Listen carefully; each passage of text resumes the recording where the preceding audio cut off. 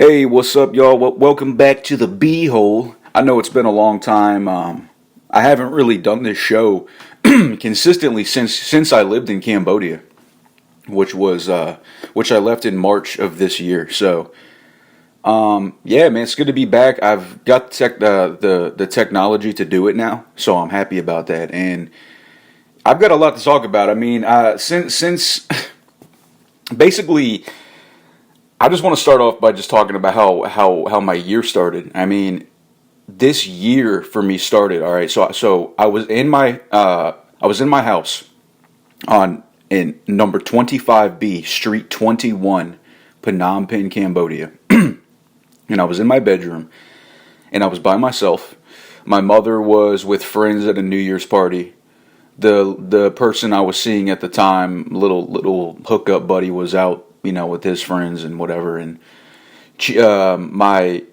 whatever. I had nobody to hang out with. I had no girlfriend, no boyfriend, no partner, nothing. So I was in my room by myself, and I just did what I normally did. I just bought ketamine. I bought liquid ketamine from the pharmacy, and then I went home. I would cook it up, and I'd scrape it, and I'd put it into lines, and with 2 vials of liquid K, that would get me, I'd say, a good 10 lines total. So about 5 fat lines per vial, because I don't see the point in just, like dipping my toes in the water. Like when I do drugs, I don't dip my toes in the water. I do a cannonball in that fucking, I do a cannonball, man. Got my delicious egg and grass-fed butter coffee. Shout out to Kerrygold Coffee, grass-fed butter. They're not paying me, but I do like it. Irish butter is awesome. So any Irish listeners, and I know I got a couple, shout out to the wonderful nation of Ireland. I don't even know if you guys call it a nation. Whatever. I digress. So I was in my sad little bedroom, and when you do ketamine, it's a dissociative, which means that when a drug has a dissociative effect, that's kind of like a vague term, but with ketamine specifically, it's more like for me, I could teleport into different realities and alternate universes. Now I know some people just listen to that and they're like, okay, I'm turning off the show. This guy's fucking weird. You lost me, buddy. Or maybe some of you, totally fucking understand exactly what I'm talking about. People who have smoked PCP said the same thing. Phencyclidine. That's also an anesthetic dissociative drug, just like ketamine. Just so you know. So I basically started having these trips, these delusions, these trips in my room by myself, watching Vice documentaries on YouTube by myself in this big old house in Phnom Penh, high as fuck on ketamine. And I started having these visions,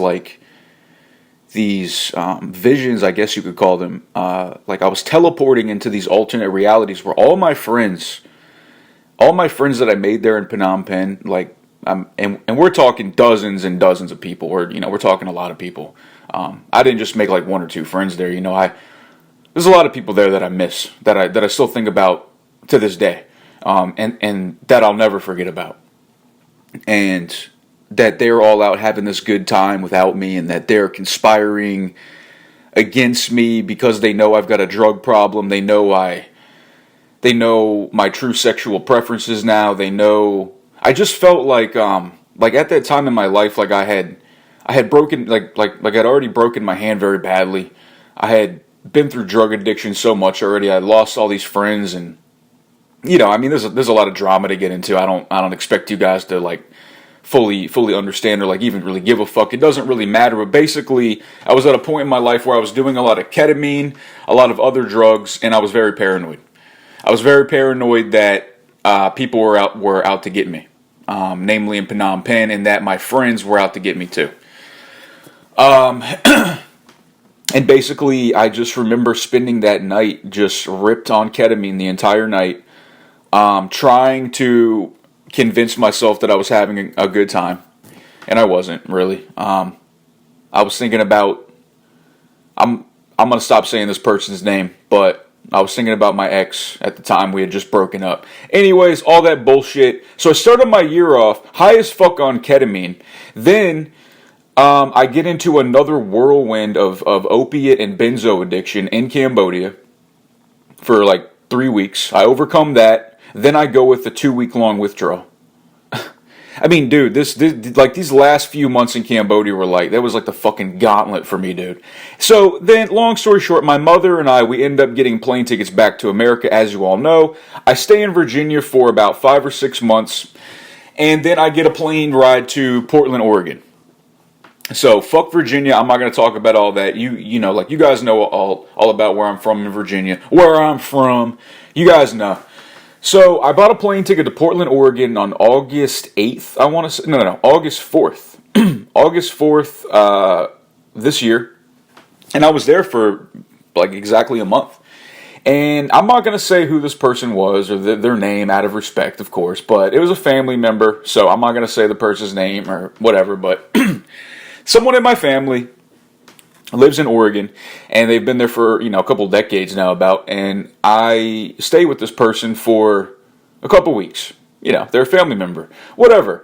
This person, however, is a bit of a, we'll keep it clean here. They're a little difficult. So my third day there, we're going to the beach.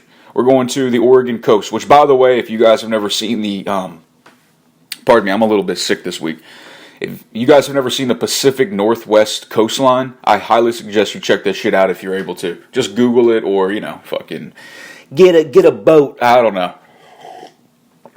Man, that's some good ass coffee with that Irish butter and the fucking eggs in there. Oh my god, so good. So this person, it's a she, my family member, she works in the male-dominated field, whatever. And she, just for the record, to paint a picture, she is a typical-looking, short-haired, very homely, plain-looking, for all intents and purposes, unattractive, lesbian-looking, feminist, man-hating-looking, social justice warrior-looking, 40-plus-year-old. Yeah, you got it. Okay. I think I made my point. So she works in a male-dominated field, and again, so we're just riding in her car to the beach. We're riding in her fucking Prius. It's actually her friend's Prius. Whatever. So we're in a car, and she says that she experiences sexism at her job. Now, maybe she does. So what do? I say, okay, well, how do you experience sexism? Because in my mind, I just would like to hear how my family member experiences such harassment at her place of work. So she goes, oh, they say, oh, get out of my way, you stupid bitch. Oh, you don't know shit, you dumb whore. And so I kind of stop her. I'm like, okay, so you're telling me at your job, because she works for the city of Portland, Oregon. So you're telling me that in your government office, basically, that men are telling you that they're calling you a fucking bitch, and they're telling you to shut up, and they're calling you a whore. So she looks at me. She doesn't explain herself. She looks at me and she goes, oh, that is sexist. That is sexist. And I'm sitting shotgun in the car to her, and I'm just like, oh, here we go. I knew it. I was only here for 3 days. Here we go. I knew it. So I go, so I'm sexist for being curious about how you experience sexism? What? She goes, that's not curiosity. It sounds more like condemnation. And I just go, oh my god, this fucking bitch, like, she is not fucking, this bitch is not serious right now, man. Oh my god. So I just, whatever, I just sweep it under the rug and just let it go. But in my mind, I'm thinking, you stupid fucking bitch. And then we get into another argument about fatophobia. I have another family member. I'm not going to say this person's name. And this family member has a significant other who has a serious weight problem. And it's undeniable. And I brought it up to this other family member who lives in Portland, Oregon. And then she says, "Oh, so now you're a fatophobe?" And I'm like, "Oh my God." So by me simply saying that being immensely overweight to the point where you can't even see your own feet is unhealthy, I'm now hateful towards people who are overweight. No, it's because this person is a significant other of somebody in my family. I care about this person. I don't want them to die when they're fucking 30 from a fucking heart attack, you dumbass bitch. I didn't say that to her, but goddamn, I was thinking it, man. So we don't talk like for the next couple days, basically. Like so then we kind of like kiss and make up, my family member and I. And then, another week or so goes by, and I continue to hang out with some of my friends there. Shout out to my good buddy Leo in Portland. He's a very nice guy. He let me stay with him for a while, and I'm going to get to that here in a minute, actually. So fast forward. It's the day of Conor McGregor versus Floyd Mayweather. Like they're about to box. It's that Saturday, whatever. So I'm in a little town in Oregon called Maupin with my family member and her friend, and I will say his name. His name is Robert, and Robert is a very nice guy. He's a nice guy. I got nothing bad to say about him at all. Nice guy. And he's one of her very good friends. Oh, you know what? Fuck it. She's my aunt. She's my aunt. I'm not gonna say her name. It's my aunt. Okay? Fuck it. You know what? Fuck it. It's my aunt. Okay, so my aunt, I'm with my aunt and her friend. His name is Robert, and he's a very nice guy. He's very, he's very gay, but he's really nice, and I have a lot of respect for him, and I like him a lot. But he's gay, like in the sense where he's very like, he's obviously gay, like he's effeminate in his mannerisms and the way he talks, but nonetheless, great guy, great fucking guy. So I'm in Maupin, Oregon. It's a small little desert town about 2 hours, maybe 2 hours east of Portland in the desert. So I'm in a desert, and we went whitewater rafting, which by the way was a fucking blast. So we went whitewater rafting on Friday, and then Saturday was the day of the Conor McGregor Floyd Mayweather fight. Obviously, I planned on seeing it live. I was totally fucking pumped on it.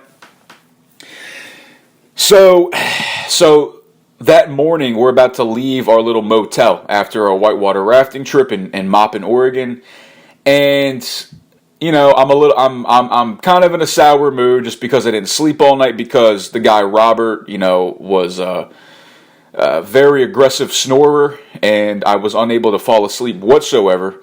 So I was sleep deprived. I was a little irritated because of that, and I knew I wanted to see the fight, so I had something to look forward to. I knew it was all good. So we were about to leave, and I was all packed up, and then my aunt, she says, "So you guys have money for a tip?"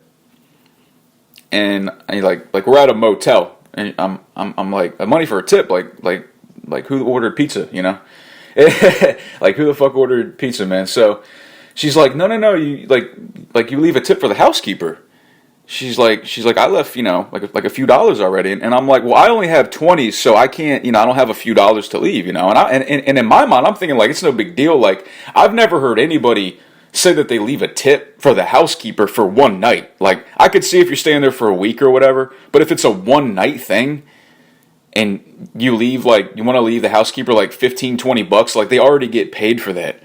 And okay, so here's where the problem started. So the guy Robert also did not want to leave a tip. He also thought it was unnecessary that my aunt requested that we leave a tip for the housekeeper, especially just for one night. He also agreed that it was a little bit silly. She doesn't get mad at him. She gets mad at me, and she starts cussing at me. She starts raising her voice and trying to make me feel, like I'm a bad person simply for not leaving a tip, and that I'm simply an ignorant person. So I just kind of I basically just kind of cuss at her for a second in like a childish way because it caught me off guard. I couldn't believe that she really got upset with me, and she kind of embarrassed me in front of Robert, her friend. And I felt embarrassed, and I wanted to really scream at her, not scream at her, but really put her in her place. But I don't know. I just wasn't in the state of mind. So I went outside and I got some exercise, and I got some good yells in and shit. And she didn't get mad at him because he's gay, and he's obviously gay. I'm a masculine guy, so she does anything she can to to put me down. And even though I'm her fucking nephew, she has a hatred for masculinity. And it's obvious. So anyway, we ride back to Portland. I don't say a fucking word to them. The second we get back to her house in Portland, I pack up my backpack and I go. I just tell her I'm leaving. I'm like, I don't want to live with you anymore. Fuck you, whatever. Bye. See ya. I'm done with this shit. So, I'm supposed to meet one of my good buddies to go see the Conor McGregor match. So, my buddy doesn't show up. Long story short, can't find a bar to play it. I think I'm gonna sleep outside that night, and then I spend the next couple weeks in Portland, sleeping on friends' couches and sleeping in hostels and shit. It was kind of rough. I didn't really sleep much for those couple weeks. In Portland, Oregon, it just was not working out for me, dude, and I was really fucking frustrated. And the last night I had there, I actually slept on the street around homeless people, man. So my fucking aunt is such a fucking cunt that I was willing to sleep on the fucking streets with drug-addled homeless people that could have done something nasty to me. I was willing to do that than go and stay with my fucking cunty aunt. Yeah, I fucking said it. You know what? I wasn't going to say who it was. I wasn't going to say that, but you know what? Fuck it, dude. I think it's hilarious, man. You should not be such a fucking asshole to your family members, especially because they're masculine. Anyways, I digress. So, when I was in Portland, I got a message from somebody in Portland, Maine, who I'm living with now, and her name is Lonnie. And Lonnie and I have become pretty good friends, and we're housemates, and yeah, we're friends. And it's going well. And she invited me to come out here, and I've been out here for over a month now. And it's been going very well. I'm working. I am making money. I'm working as a caregiver for this elderly trans woman who lives in Portland, Maine. She's very badly disabled. She's not really able to walk too well. She's on loads of medication. She can't. So basically, what I do is I go there, and sometimes I'm with her for an hour. Sometimes I'm with her for 6 hours. It just depends on the day. So, typically what I'll do for her is I just make her fucking coffee, I make her fucking spaghetti over here, you know what I mean? So I take her on walks, I make her very strong pot butter, and I make her very strong medibles. And I just help clean up her house, and honestly, a lot of it's just chilling out, hanging out, talking to her, and it's just a fucking chill-ass job, dude, and I'm getting paid alright for it, so no complaints, and definitely on the next show, my good friend Lonnie will be joining us. Well, she'll be joining me rather, and she is definitely one of a kind person, and we're going to talk all about that shit when she's on. So I'm not going to talk too much about her because that's not my place. That's for her to say. So yeah, definitely had a rough go in Portland, Oregon, but I do want to give a shout out to my friends listening, if any. Leo, I love you, man. You're a great fucking guy. And he's one of the guys, when I wasn't staying with my aunt, he was letting me stay with him. And he was fucking cooking me dinner and letting me use all this stuff. I mean, what a nice guy, And then mi amiga Latina Maria. What's up, Maria? She's my Ecuadorian friend, and she's a very, very beautiful lady who lives in Portland, Oregon. And she's actually trans as well, but man, she is definitely fine, and she's very, very, very interesting, and she helped me learn some Spanish. So shout out to you, Maria. And yeah, man. So fuck Portland, Oregon. I don't plan on living there ever again.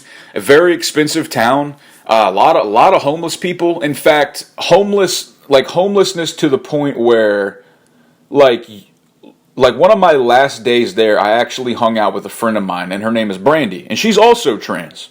So shout out to you, Brandy. And Brandy and I were kind of going on, it was kind of like a little date, I guess you could say. We went on a little date. It wasn't anything serious, but we just met for the first time. But by the end of the day, we kind of realized that we kind of liked each other. It was nice. But from the time we met to the time pretty much we the night ended, we had so many weirdo fucking encounters in Portland, dude. So she met me at the hostel I was staying at, and then we go to this little place called Cooch Park in Portland. Shout out to Cooch Park. It's right there in northwest Portland, and we were smoking a bowl. And this fucking guy comes up to me, and he's got like, you know, like he reeks of alcohol. He's a white dude, bearded, like a fucking NASCAR hat, like, you know, looks all gross and shit. He's got a finger cast on, like a metal finger cast, like one finger. And he comes up to the table when she and I are smoking a bowl together. And this fucking guy walks up and he just sits down. He's like, hey man. And I'm like, yeah, dude, what's up? You know, like, I'm trying to be cool. I'm not trying to be a dick, especially in front of this girl, right? I don't want to, like, you know, make a bad first impression. But he's like, hey man, you look like Conor McGregor. And at the time, I had some hair on my head, and I had, like, you know, I had some hair on my head, whatever. And he's like, hey, you look like Conor McGregor, dude. And I'm just like, what the fuck? I was like, yeah, oh yeah, so you like UFC, man? That's cool. You're like, I'm trying to be nice, you know, because I got a date with me, sort of. And then I'm like, so what happened to your finger, man? Because he had the finger cast on. He's like, oh man, I was walking around the corner, dude, and I saw this guy. He was fucking raping my wife, dude. I'm just like, fuck. He was raping your wife on the street. He's like, yeah, he was raping her right there in the corner, man. I tried to kill his ass, dude. And I'm just like, where do these crazy motherfuckers come from around the corner, dude? So I packed this guy up a bowl, and I smoked him up. And then Brandy and I, we went on our way. We had a great time. We had a good time. Shout out to you, Brandy, if you're listening. She's probably not, but whatever. Anyway, so real quick, if you guys want to check out my Patreon page, www.patreon.com/BraytonHoward, and the link is in the description box below.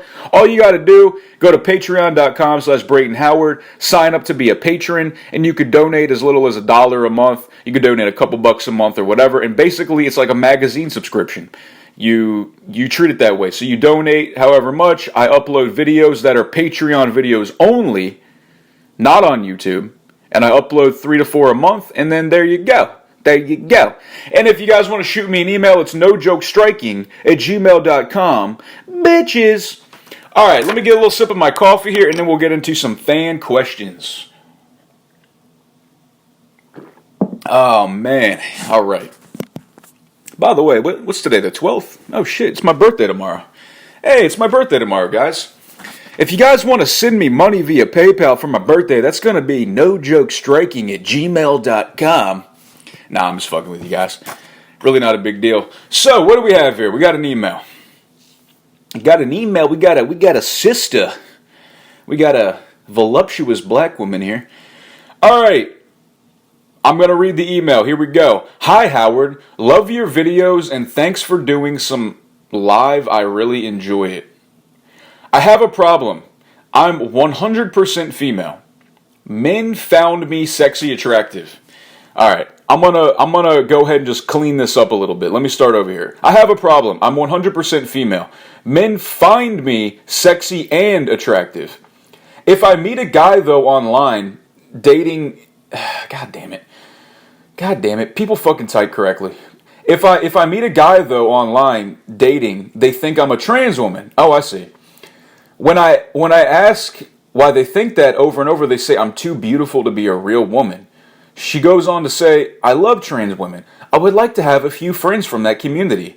Can you look at my photos and tell me what features make me look like a trans and how to change it?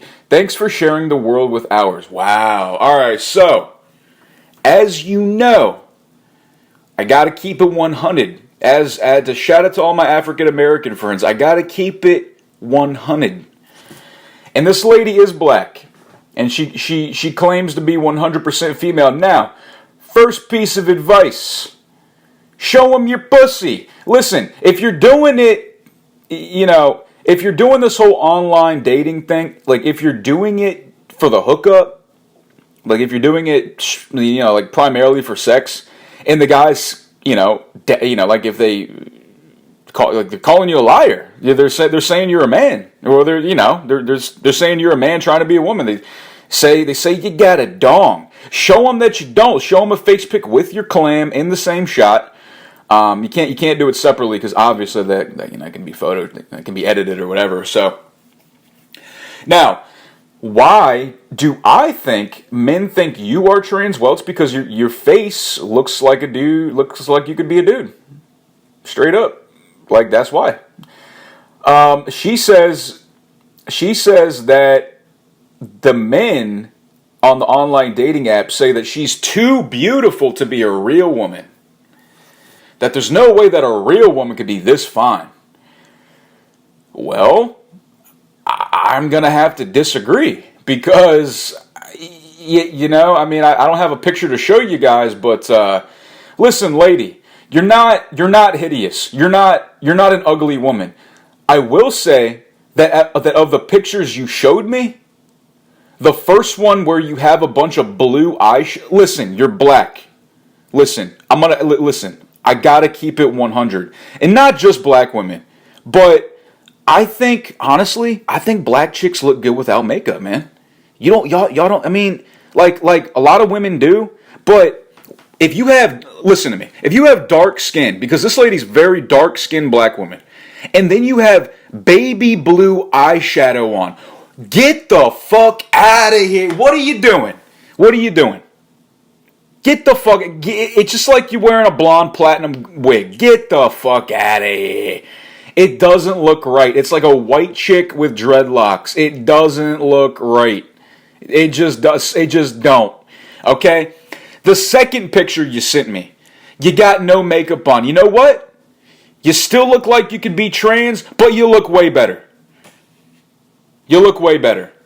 My advice to you is to keep on dating. If the guys doubt you're a real woman, show them your pussy. I don't know what to tell you. You know, like hit the gym, lose some weight. You know, I mean that is something that you can control. Okay. Let's see here. Got another email here. All right. I actually got this one last night, so we got a fresh email right off the deck here. Title of the email, question. Hi, I've seen many of your videos and you seem like a very honest lad and also very confident. I point out that you're honest and confident because usually people are either one or the other, but you have an amazing personality and I wanted to know your advice on how to be more confident, but not only that, but also how to be honest and comfortable with yourself and others. The way you present yourself isn't an I don't give a fuck way. It's more like a take me or leave me way. Oh, interesting. Yeah, interesting. Yeah, take it or leave it. Which I admire, he says. He goes on to finish with, if you could give me some advice, please do. I'm an 18-year-old at my first job, and I'm already having problems with people running me over and me finding myself but not being honest, blah, blah, blah, blah, blah. All right, with all the love, hey, and it says Nia. I guess that's Nia. Hey, Nia, sorry if I said your name wrong, but you typed it all fucked up, so I do appreciate it. Listen, man, first off, you're 18, all right? Everybody's awkward at 18. Nobody fucking knows who they are at 18. Let me tell you about who I was when I was 18, all right? That was about 11 years ago. When I was 18, I was working at Papa John's Pizza, all right? I had just graduated high school. I was working at Papa John's Pizza in little shit town Winchester. Well, it's not a shit town, but you know what I mean. It's where I grew up, in a small town Virginia in America. You are obviously not from America because you use the word lad. You must be English. Maybe. And I was very overweight, which a lot of people don't know this. Like, now, you know, I'm a lean, mean, fucking fighting machine, but I used to... fucking around. I used to be very overweight. I used to be 107 kilos. And for you fucking dumbass Americans listening who don't know the metric system, that's about 235 pounds. And I was overweight. And I didn't know who I was. I had no confidence, obviously. I felt inferior to the boys and girls around me, to the young men and women, because I was out of shape. I, didn't put myself out there as far as my personality went. I didn't put myself out there physically, because I was very overweight. I was ashamed. So I was in the shower one day, and I was looking down at my fucking fat ass fucking gut. And I just made a decision, man. And I joined the gym, and I started working out. And ever since I was 18 years old, I was fit. But it didn't stop there. So once I got fit, I thought that would solve all my problems. I was like, oh, well, I'm muscular. I've got a six-pack. I'm fucking, I'm turning heads, and I'm turning heads in the streets and whatever, all that cool stuff. It's easy for me to hook up, because I'm hot, like because I'm quote unquote hot now, whatever. And this is back in my early 20s, mind you. I was a lot more, like muscular back then. And I still spent so many nights alone. I spent so many days in solitude. I spent so many times questioning like my purpose. What am I doing? Why do I even go to the gym? Why do I get up every day? And that's still an ongoing struggle for me, dude. But you're 18, and okay, look. Here's my advice to you, Naya, whatever the fuck. All right, you're 18, so keep that in mind. Understand that whatever position you're in, you say at your job, right? Let me just go back here and just read and just make sure that I'm right here. You say that he's 18, that he's 18 at his first job. Dude, look, you're at your first job, man. It's like it's your first job. Like it's gonna be weird. You're not accustomed to the workplace. You're not accustomed to being told what to do maybe by someone that's not your fucking mommy and daddy. I don't know if your parents are in the picture or what. I hope so, of course, but look, man, you're 18. All right. Sometimes you got to eat some shit. My advice to you is if you feel like the people at your job do not respect you, number one, posture. Number one, body language and posture. Never slouch when you walk around. And when I say slouch, what I mean is don't round the top of your back so you're slouching, so you're making yourself shorter that way. And I don't give a fuck. I don't care what kind of sociology class you took, gender studies, social justice warrior, fucking bullshit class in college. All right? People respond to dominant body language.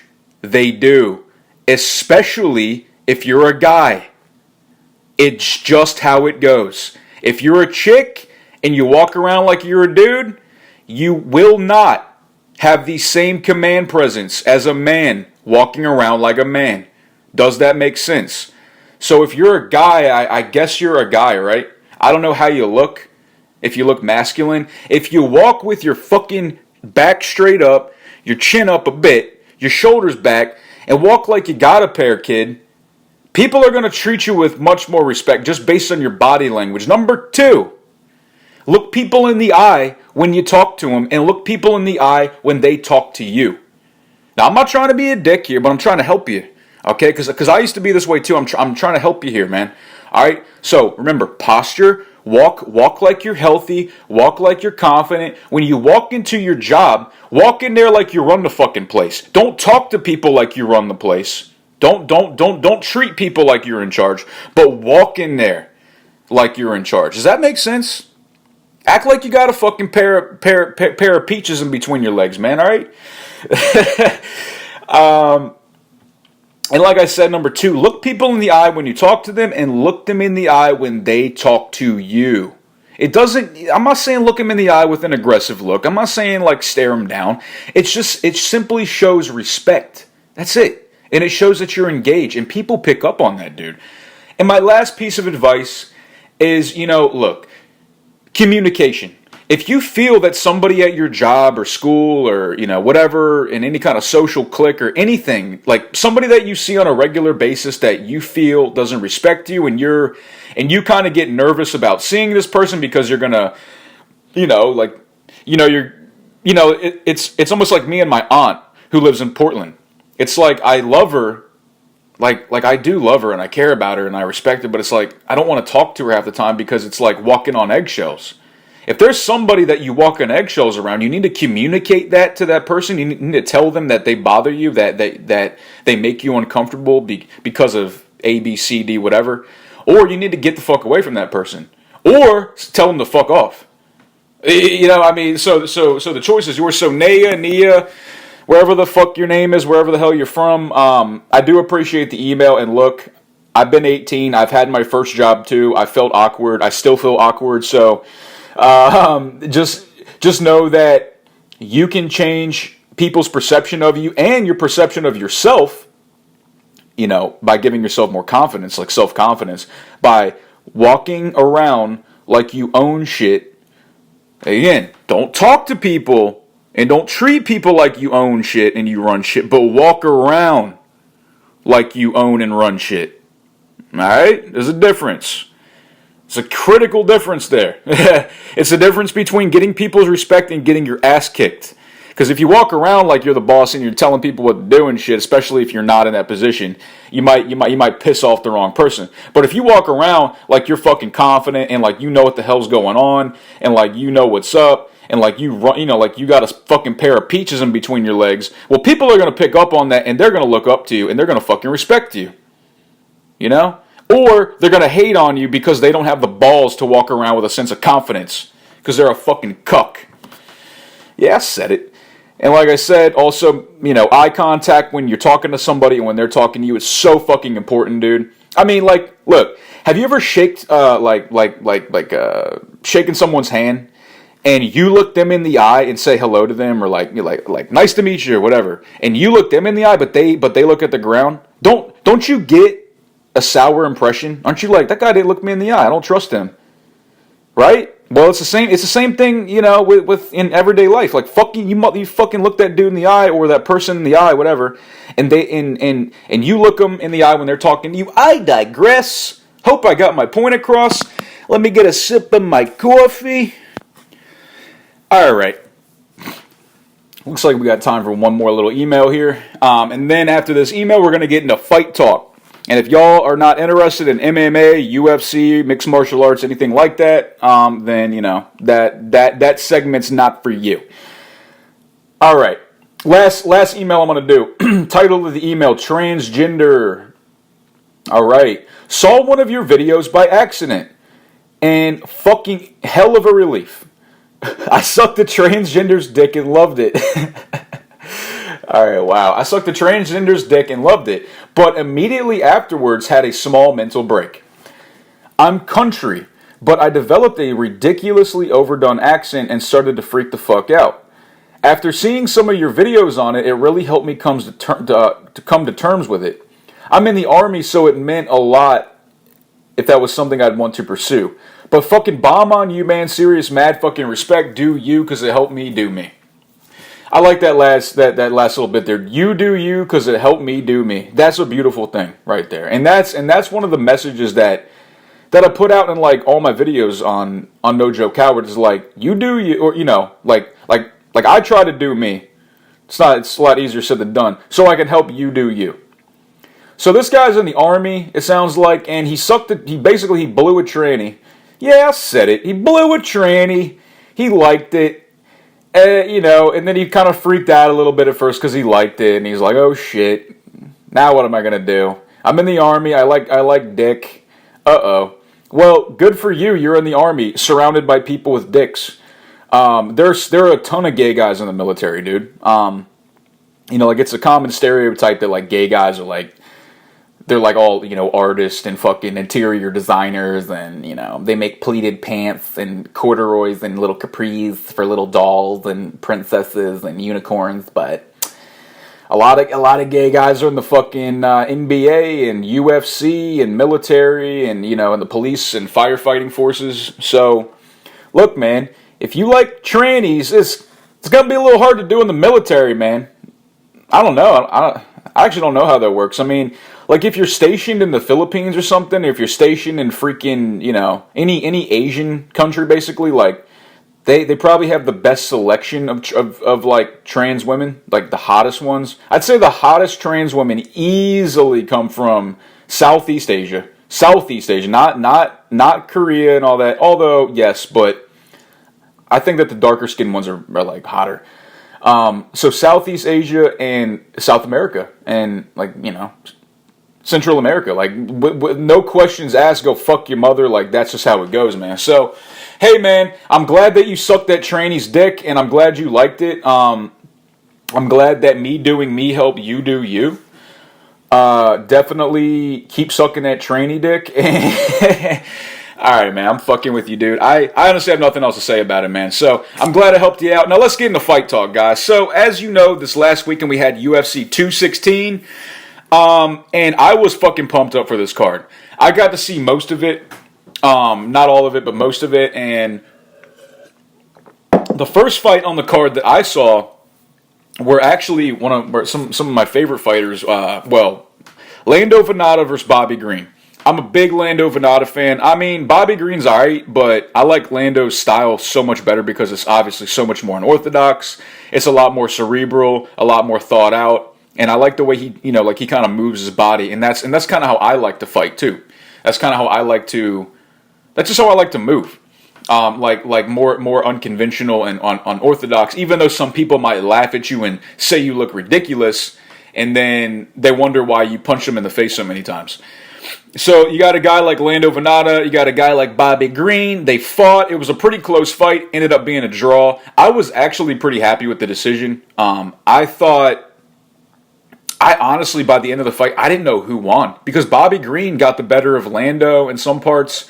Lando, I think, took maybe more head damage possibly, which is not good. So maybe with that said, maybe Bobby Green could have got the decision, but nonetheless, it was a draw, and they were both happy with that. And when the fighters are happy that it's a draw, then you know that it's probably a legit decision. And then me as a fan, I'm like, oh well, the fighters are cool with it, so then I guess I'm cool with it too. Because I don't want to see one of the fighters get fucked over. Like with all the training and all the sacrifice these guys go through. Oh my god! Like if you guys only knew, like I was a kickboxer for a little while. These guys are MMA fighters. Their training is way more in depth. They've been doing it for some of these guys for decades. I mean, goddamn. And then to go in there, put it all on the line, and then a judge to rob you. With a draw like in the Triple G Canelo fight. I mean, what a fucking robbery that was, dude. Anyways, I'm not gonna get into boxing. I don't even really follow boxing, but so Lando Venata, Bobby Green decision. I was pleased with that. And like I said, when the fighters are happy with the decision, typically the fans are, and if the fighters are happy with the decision, then it's a good one. Then it's the right one to make. So let's get to the main card. Who the fuck fought on the main card? Who was that first fight? It was Fabricio was supposed to fight Derek Lewis, but he fought this other black guy.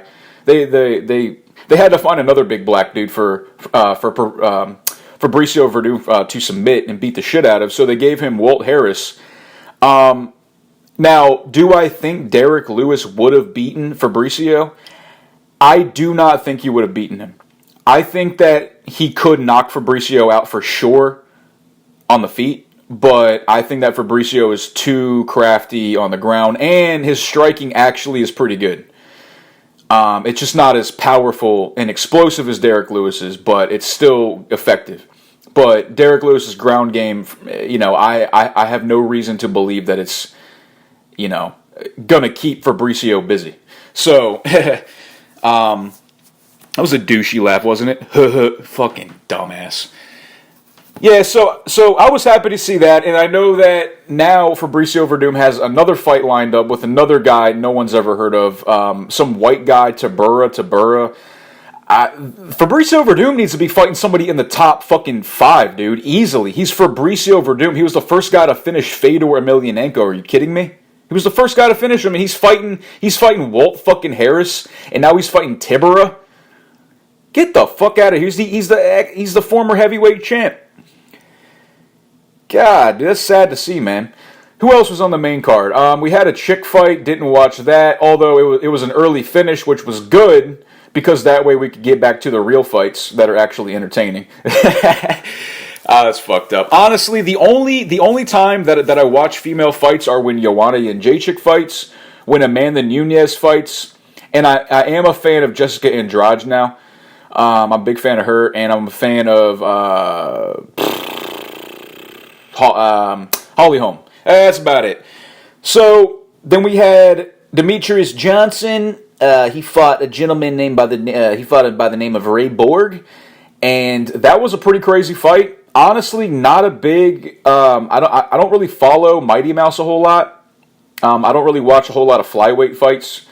Probably because they're smaller dudes and there's really no good knockouts or anything. But he pulled off this incredible submission in the 5th round that is like a one of a kind. And you know that this submission that he pulled off in round 5 is so amazing because all the other UFC fighters can't believe it.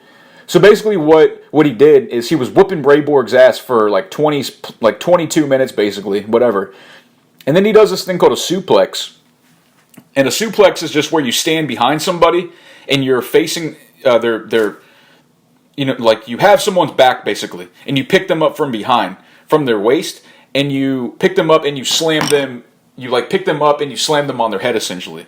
Well, what he did is he did that, and then while he was in midair, while Ray Borg was in midair from getting suplexed, Mighty Mouse jumps up whilst Ray Borg is in midair, submits him with an armbar, and when they land, he secures the armbar and finishes him. So basically, he was going to break Ray Borg's arm. It was a fucking, incredible submission to see. Now, again, I'm not big into grappling or jiu-jitsu that much. I'm not big into the smaller weight classes.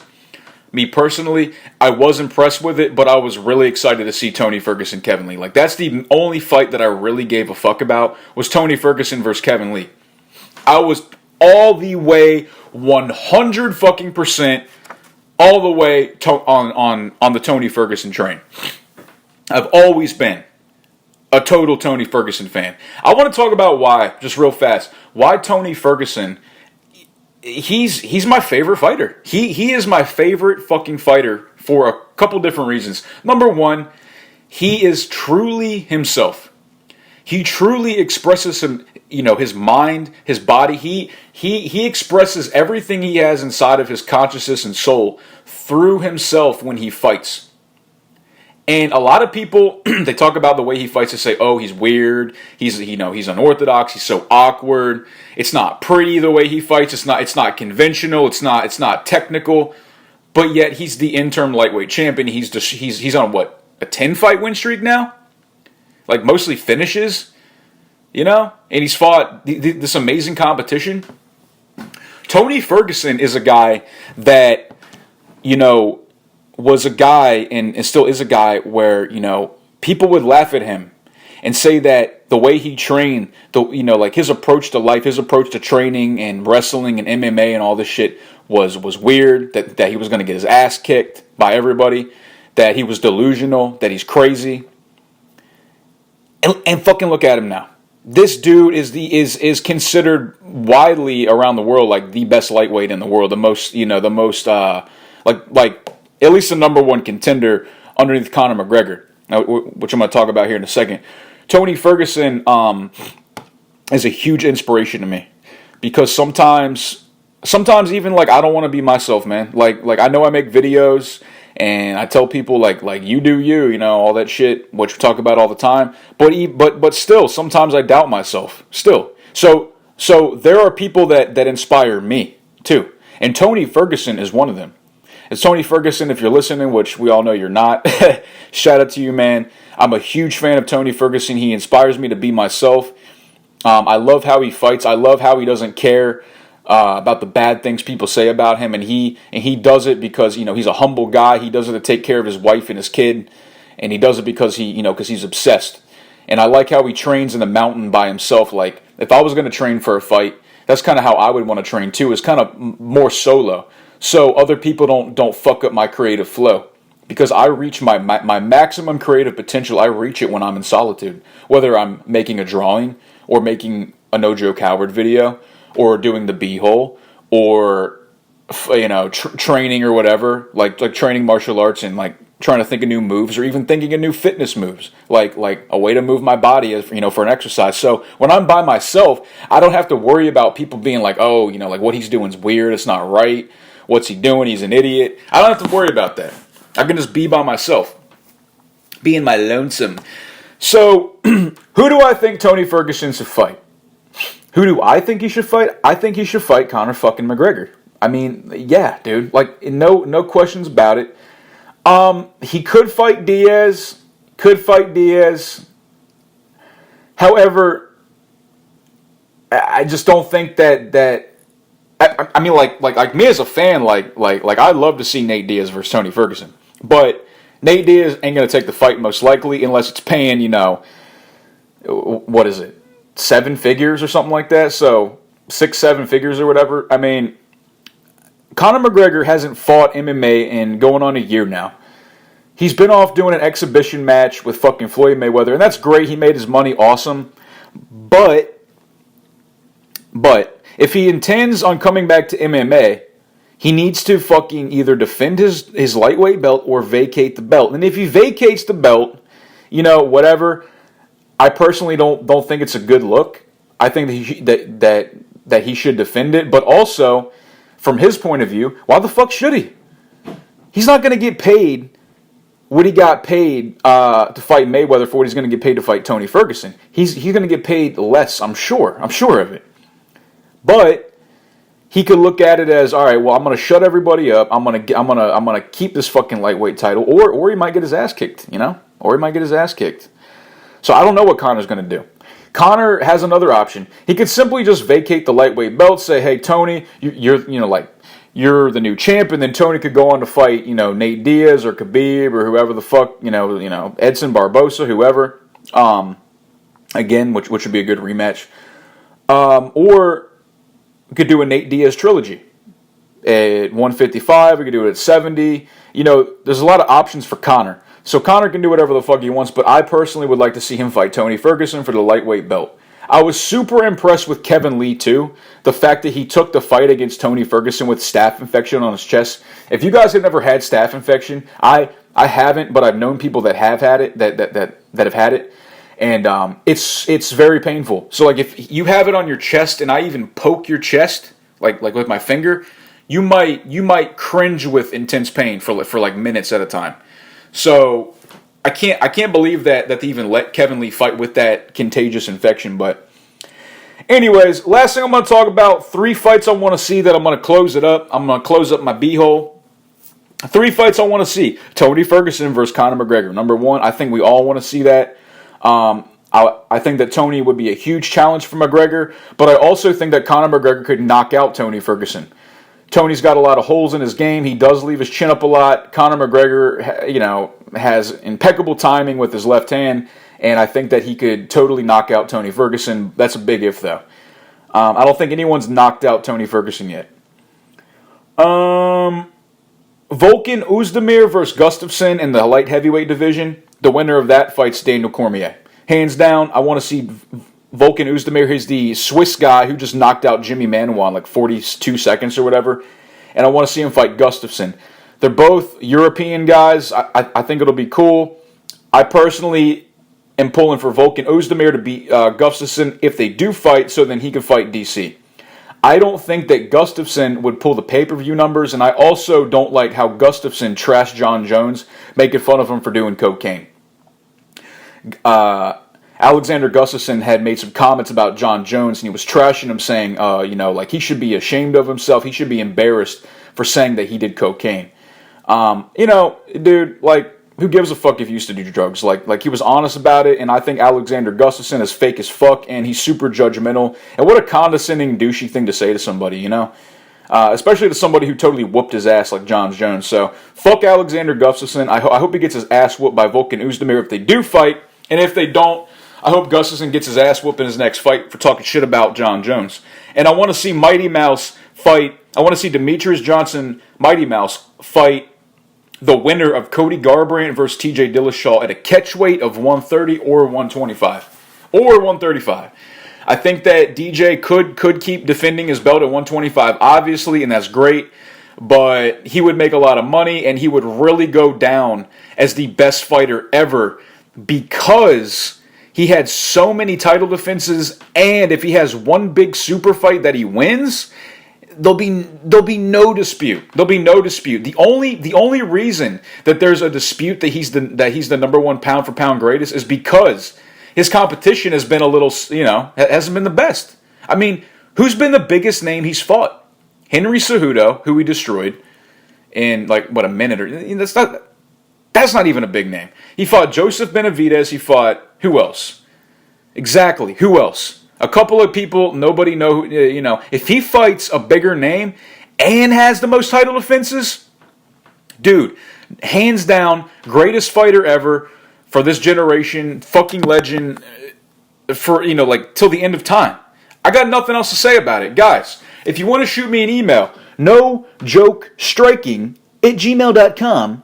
Bitches, I'm going to keep doing the B-hole, guys. My next guest is going to be my friend, housemate Lonnie. Very interesting individual. We will be doing fan questions every show. So if you guys want me to do, if you guys want me to do one of your questions, feel free to email.